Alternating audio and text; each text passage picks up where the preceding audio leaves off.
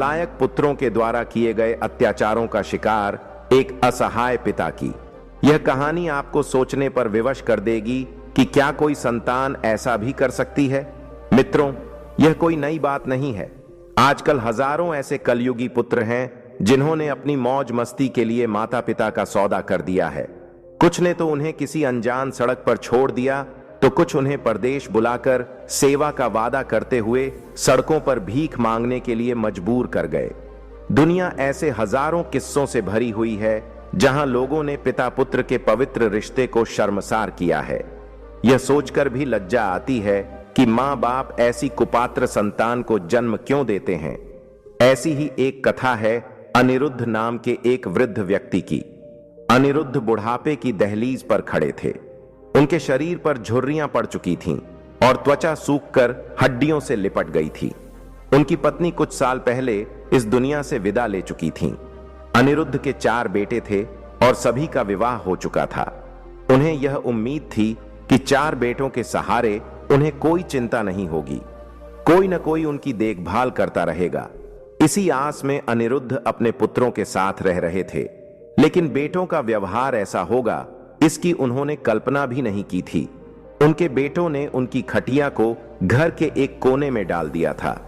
बूढ़े पिता उस खटिया पर बैठे बैठे घर में आते जाते लोगों को देखते रहते थे। घर का कोई सदस्य उनसे सीधे मुंह बात नहीं करता था। जब भी वह अपने भोजन या दवा की बात करते तो हर बार कड़वे शब्दों से जवाब मिलता। बुढ़ापे में लोग क्यों नफरत करने लगते हैं, यह सवाल उनके मन को कचोटता था। लोग डूबते सूरज को नमस्कार करना पसंद नहीं करते। यह भूल जाते हैं कि कुछ समय बाद वही दशा उनकी भी होगी। वे यह भी याद नहीं रखते कि जो आज बूढ़ा है वह कल किसी समय उनके जैसा ही जवान था। वक्त के चक्र ने उसे इस हालत में पहुंचा दिया है। एक दिन बूढ़े अनिरुद्ध अपनी खटिया पर बैठे हुए थे। रसोई में खाना बन रहा था। उन्होंने आवाज लगाई, रोहित बेटा, अगर खाना बन गया हो तो मुझे दे दो, बहुत भूख लग रही है। यह सुनकर रोहित गुस्से से बोला, अरे बुढ़े, क्या तेरे पेट में ज्यादा आग लगी है? अभी तक किसी ने खाना नहीं खाया है। पहले हम खा लेंगे फिर तुझे मिलेगा। हर वक्त खाने की ही रट लगाए रहता है, न कोई काम का है न किसी और चीज का, लेकिन खाने में सबसे आगे है। पुत्र के ऐसे जवाब से आहत होकर अनिरुद्ध चुपचाप बैठ गए। वह सोचने लगे कि पिता और संतान के बीच कितना फर्क होता है। पिता कभी अपने बच्चों को भूखा नहीं रखता, वह हमेशा बच्चों को खिलाकर ही खुद खाना खाता है। लेकिन आज बेटों ने पिता को स्वयं से पहले भोजन देना भी उचित नहीं समझा। अनिरुद्ध के घर का यही हाल था। सब लोग पहले खुद खाते, उसके बाद ही उन्हें खाना दिया जाता। घर में पोते पोतियां, बेटे बहुएं सभी थे, लेकिन कोई भी उनसे प्रेम से बात नहीं करता था। सभी उन्हें डांटते फटकारते रहते थे। अनिरुद्ध ने अपनी पूरी संपत्ति और जमीन जायदाद बेटों को सौंप दी थी। बेटों ने उन्हें झूठे दिलासे देकर और दिखावटी प्रेम दिखाकर यह सब हासिल कर लिया था।